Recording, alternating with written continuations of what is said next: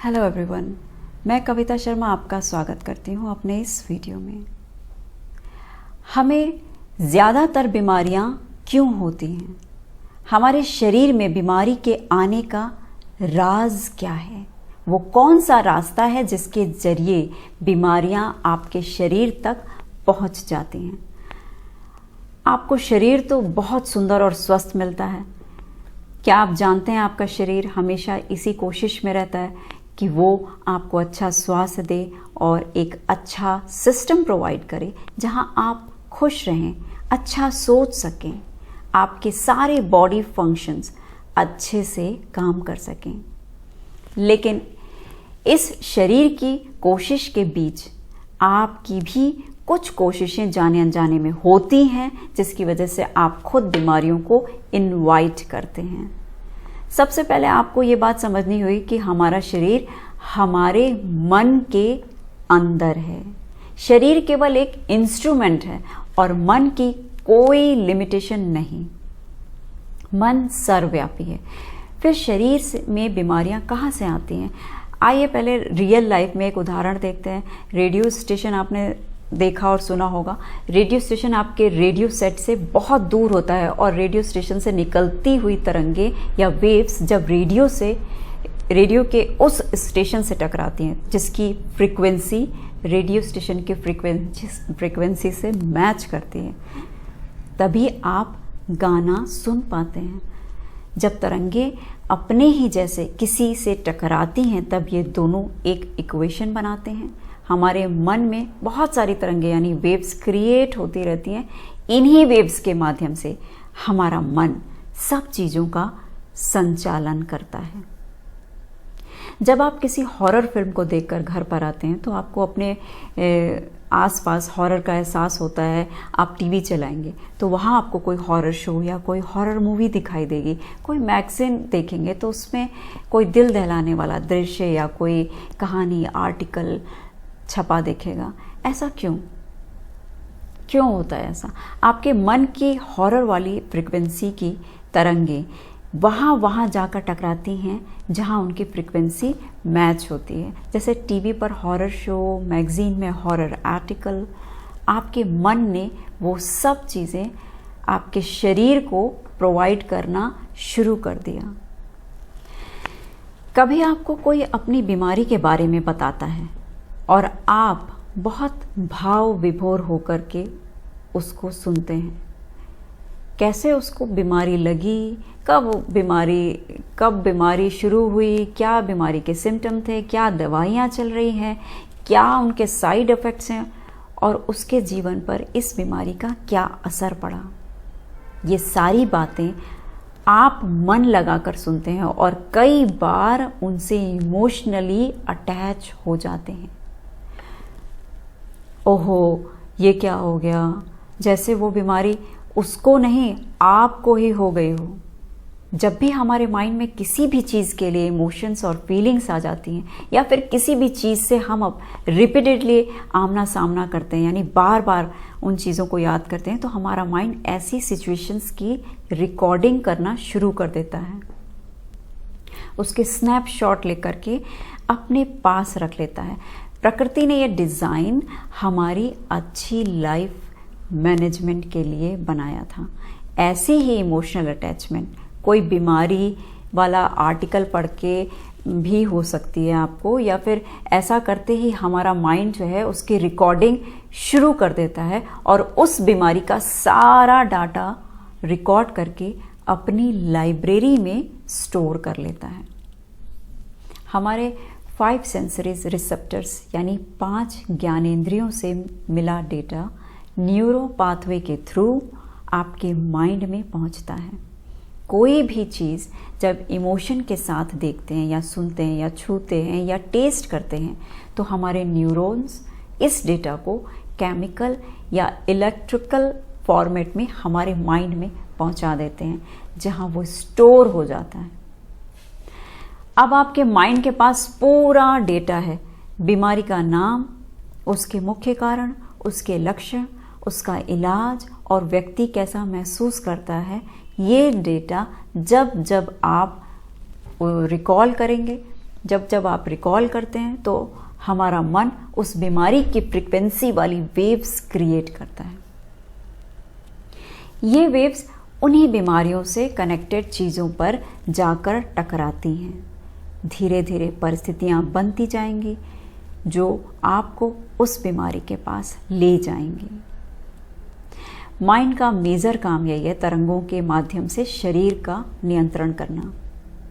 जितना ज़्यादा आपके पास बीमारियों का कोई डाटा होगा, उतने ही ज़्यादा चांसेस होंगे कि बीमारी के बारे में आप सोचते रहेंगे। सोचने पर तरंगे पैदा होंगी और अपनी फ्रीक्वेंसी वाली चीज़ों को आकर्षित कर लेंगे।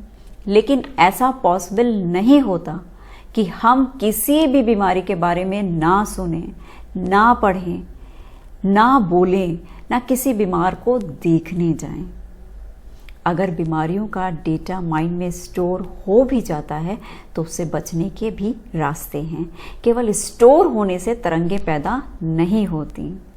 स्टोर होने के बाद जब हम उन पर सोचते हैं उस वक्त तरंगे पैदा होती हैं जो बीमारी वाली परिस्थितियों में हमको डाल देती हैं। बार बार रिकॉल अवॉइड करें, क्योंकि हम मनुष्यों का इन तरंगों पर कोई कंट्रोल नहीं होता।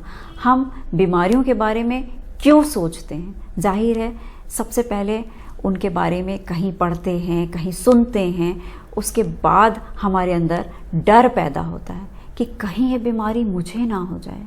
अगर मुझे हो गई तो मेरे बाद मेरे परिवार का क्या होगा? अब आप सोच तो ठीक ही रहे हैं कि बीमारी ना हो जाए, लेकिन माइंड के डेटा मैनेजमेंट में नो यानी ना शब्द नहीं होता, वो स्टोर ही नहीं होता, रिकॉर्ड ही नहीं होता। आइए इसको समझते हैं। अगर मैं कहूँ कि अगले कुछ समय के लिए आप गोल्डन स्नेक के बारे में नहीं सोचेंगे, आप करके देखिए।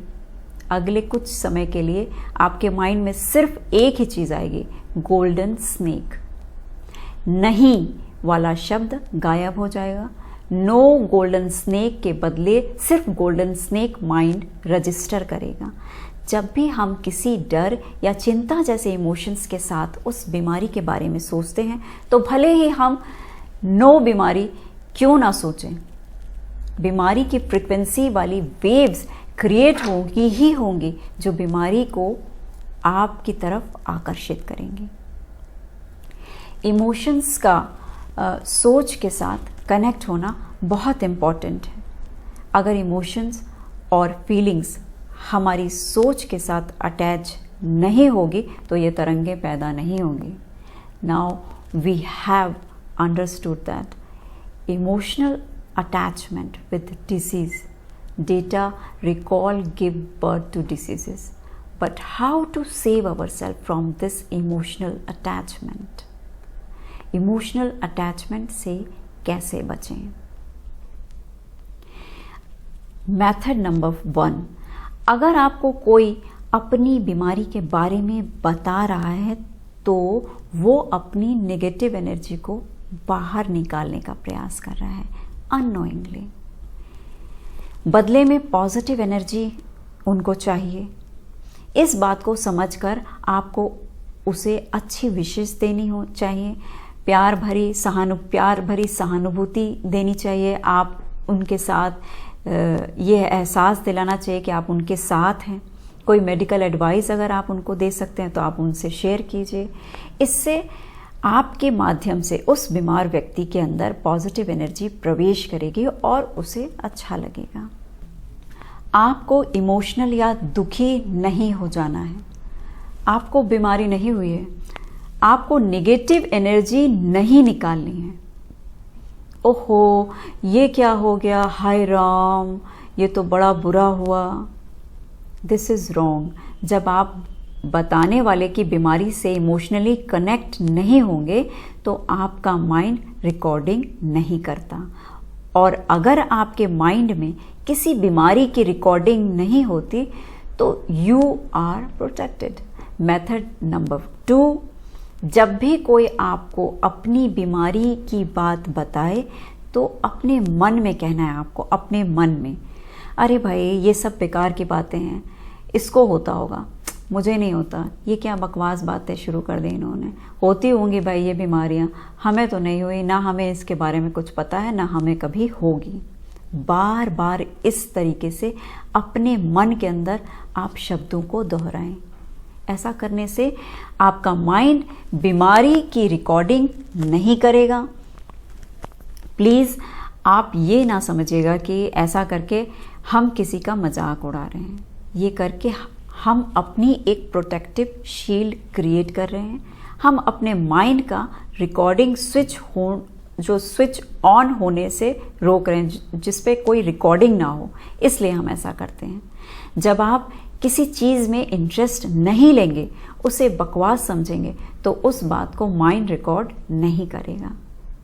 बच्चों को तो ये बीमारियों के डिस्कशन से बहुत दूर रखना चाहिए। उनका रिकॉर्डिंग सिस्टम बहुत सेंसिटिव होता है, क्योंकि वो बहुत जल्दी इमोशन में आ जाते हैं और बीमारी से कनेक्ट होने की गलती हो जाती है।